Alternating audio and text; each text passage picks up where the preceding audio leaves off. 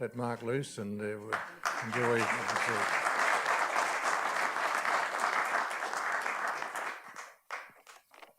Okay. Thanks very much, Lex, and congratulations on the important work you're doing. We live very much in an era of declining trust in public institutions. This is changing the whole nature of politics across the board, and declining trust in politics is a big part of it. We know, of course, that there's a loss of trust in institutions like big business, trade union movement, mainstream media, the churches, and politics as part of this general problem. If you look at the data that comes out from the university surveys, it's into single digits now, the trust we have in political parties and in members of parliament. So the loss of trust is debilitating. It's changing the whole nature of politics. It's causing a crisis among certain political parties like the Liberal Party of Australia as they try and work out what to do. How do you conserve institutions that the public no longer trust in? Now, of course, declining trust in the electoral process is well established. You see it in the record number of informal votes, a record number of people who don't even bother going on the electoral roll, the people who don't turn up on election day, and the people who generally say that voting, just spending that half an hour to go to the polling station and lodge your vote is a burden they'd rather do without. So I think the work here today in trying to restore faith in the integrity of the system is very important. It's part of the rebuilding of trust in our valuable public institutions. Now, a lot of what I was going to say about the incentives in the system has been said very effectively by my colleague Ross Cameron. From a Liberal Party perspective, I can say from a Labor Party perspective, having worked as a staffer, a candidate, a member of Parliament, a councillor, all the incentives on the Labor side are seen exactly the same way as described by Ross Cameron. You put all this money, this effort, this passion into winning marginal seats by a handful of votes. How tempting is it to rort the system, to get the advantage off the electoral roll or through multiple voting or fake independent candidates, to do it the easy way, the cheating way, to win the parliamentary seat and win government. So all the incentives are loaded up for rorting of the electoral system. Lex mentioned the multiple voting in the seat of Wallandilly in 2007. Well, that's my state electorate. And I can report the Labor Party campaign manager for Wallandilly in 2007 was a fellow you might have heard of in recent times, Sam Dastyari, a young Sam Dastyari.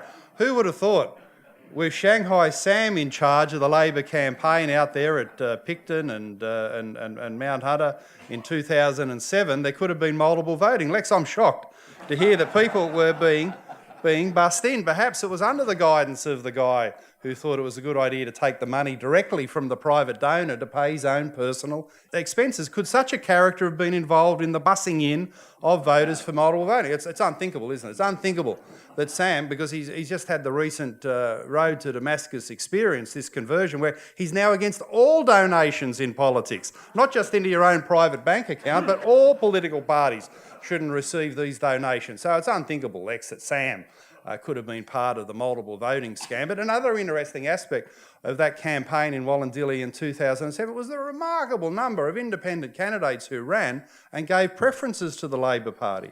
People came out of the woodwork to nominate and run as independents and try and assist the Dastyari-led campaign in the state seat of Wallandilly. And I think that is the first of the three problems I'd identify in terms of restoring integrity. What do we do about the fake independent candidates? Because as the primary vote of the major parties drop, and there's a long-term trend where the combined Labor, Liberal, National Party vote, primary voters drop, all the incentives are there to run your independent candidates to funnel the preferences back, particularly under the systems that have compulsory preferencing, to funnel the preferences back to the major parties. And it's quite possible that Dastyari organised some fake independent candidates in Wallandilly in 2007, and we need to guard against that. It hasn't been mentioned here at the conference, but I think it's a big issue.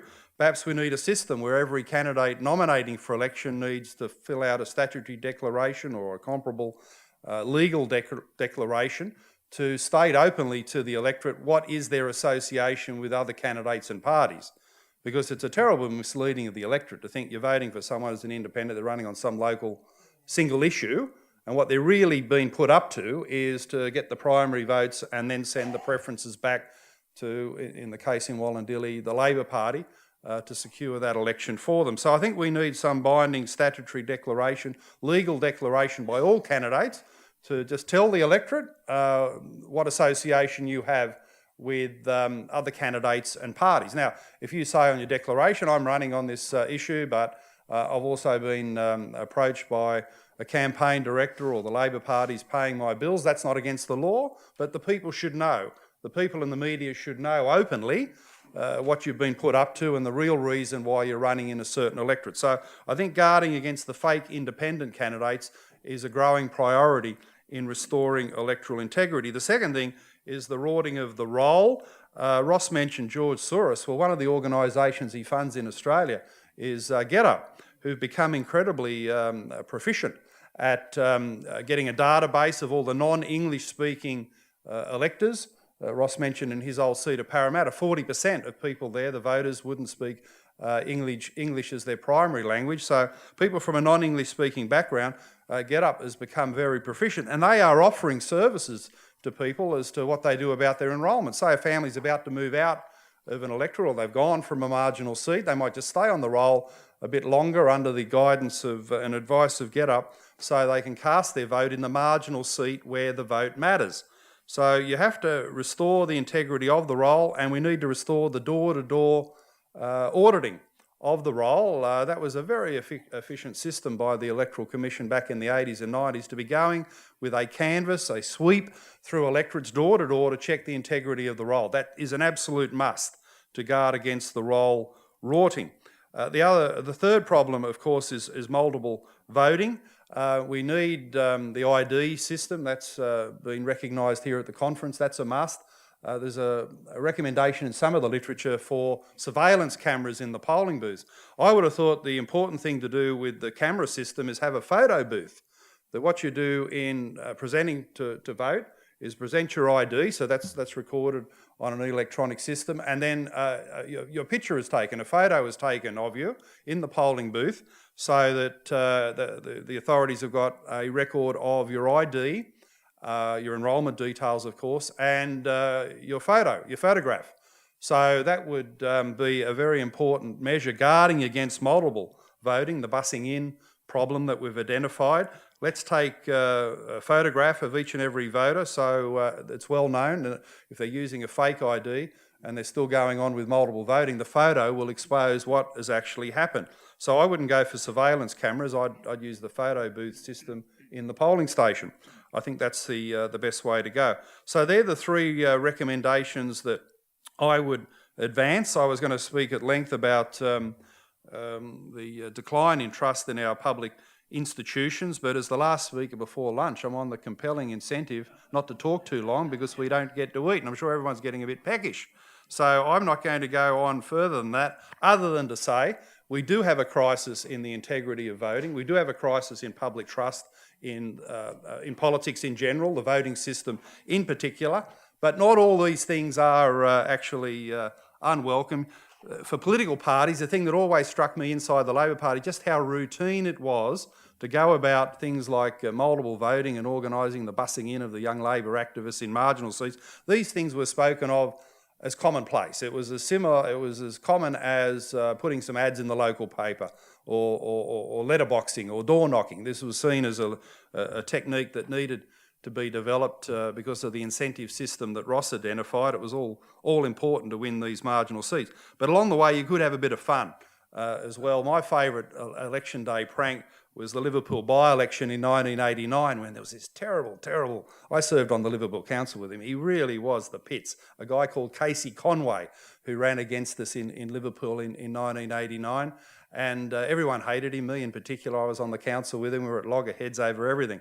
And Eric Rosendale, who went on to serve in the Legislative Council here and as General Secretary of the Labor Party, he worked out that Casey Conway was running his independent campaign.